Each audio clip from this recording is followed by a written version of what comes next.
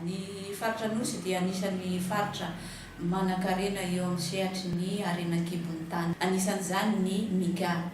Ny faritra Nosy ihany koa dia anisan'ny mpanondrana Mika makany ivelany. Manodidina eo amin'ny 20,000 tonnes isan-taona eo ny vokatra Mika miala eto amin'ny faritra Nosy. Manoloana an'izany vokatra ahondrana makany ivelany izany dia nanatanteraka fiofanana ny avy amin'ny karaha hanome fiofanana ireo mpandrahara azy atehaniry hisehatra amin'ny fanondranana Mika. Ka ny fiofanana natao androany dia miresaka procédure d'exportation Mika izay nataon'ny mpandrahara izay efa misehatra eo amin'ny fanondranana Mika. Misaotra ny avy amin'ny fivokafa nanatanteraka izao fiofanana androany izao. Misaotra n'ireo mpandray anjara amin'ny fiofanana. Exportation raha ohatra ka any amin'ny toerana eto Madagasikara dia tsy maintsy mivoaka amin'ny alalan'ny fiaramanidina na sambo, fa amin'ny firenen-kafa kosa izay any amin'ny toerana malalaka be ny frontière izay terrestre dia mety misy ny par voie terrestre ny exportation. Ary raha mijery eo amin'ny sehatra nasionaly, izany hoe tena hoe micro na macroéconomique mihitsy aza, dia be dia be ny tombony azo avy amin'ny fanondranana entana ary anisan'ny politika fampandrosoana voalohany amin'ny fampiroboroboana ny firenena ny exportation, satria io no mampiditra ny vola vahiny. Ataontsika ahoana moa ny vola vahiny? Ny vola vahiny no tahirizitsika ampatanjahantsika ny volantsika na ny monnaie, ary ahafahantsika mividy ny entana vahiny koa any amin'ny fandanjana ny balance commercial. Fa misy risque ihany kosa ny manao exportation amin'ny paiement satria indraindray mety tsy voaloha ny volana mety ho very. Firenena iza no hanondranana, inona ilay vokatra? Izay fahafantarana an'izay moa ny zavatra lehibe indrindra alohan'ny ilosoana any amin'izany zavatra izany arakaraka ny vokatra hondranao. Misy ny tena hoe consommateur direct satria izy ny tena mila sy mampiasa azy, fa misy kosa ny olona izay mbola hivarotra an'ilay vokatra izay ho amidinao aminy. Fantatra ao anatin'ny antsoina hoe contrat dia ny voalohany dia tokony fantatra ilay zavatra ho amidy. Rehefa ahondrana izy io fonosana anatina n'inona? Fonosana anatina gony ve, sa anatina baoritra ve, sa anatina kesika?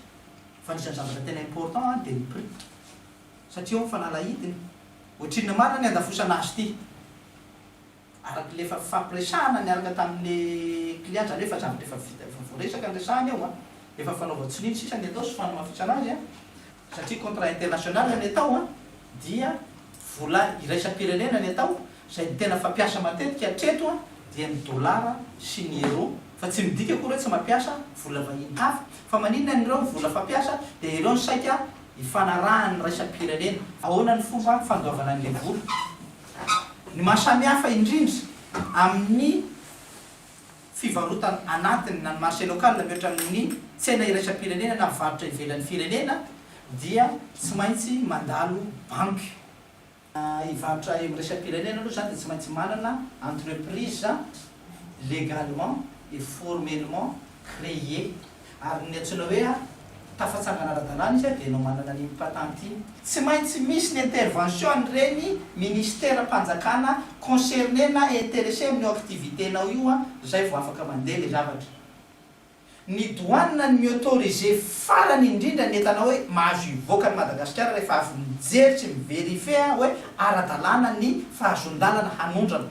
Ny fomba fanaovany assurance ny azy dia lahatra ianao misouscrire ny aminy dia misy ny cotisation alohanao dia meny police ianao, meny certificat ianao. Soly Marcelin mpitantanao amin'ny orinasa Asonoro eto à Fort-Dauphin. Tandroany dia nanokana fotoana ny fampizarana ny traikefa amin'ny asa fandraharahana amin'izany Mika zany. Nanomboka hatramin'ny fitrandrana ka hatramin'ny fanondranana, fa ny tena mahaliana ny ankizy sy ny tanora bebe kokoa izay nandray anjara tamin'ity fifampizarana na partage ity dia ny fanondranana Mika sy ny fikatsahana tsena any ivelany. Hitaliana dia liana tokoa ny tanora satria vokatra maro aty amin'ny faritra izy io ary miteraka asa maro dia maro ary miteraka vola vahiny maro dia maro tokoa. Ka raha fitinina zany dia anisany azo atao hoe fototry ny fampandrosoana sy ny fivelomana aty amin'ny faritra Nosy. Moussa Zafontsiry Isabelle, project officer ao amin'ny pacte Madagascar, projet Madagascar Science. Fahitako an'ilay formation aloha tsara satria nahafantarana ny pitsopitsony mikasika ny exportation, surtout an'ny exportation ny Mika satria ny Madagascar Science dia projet miasa amin'ny fanenana ny ankizy tsy ampitaona ao anatin'ny sehatrasan'ny fandrarahana ny mika.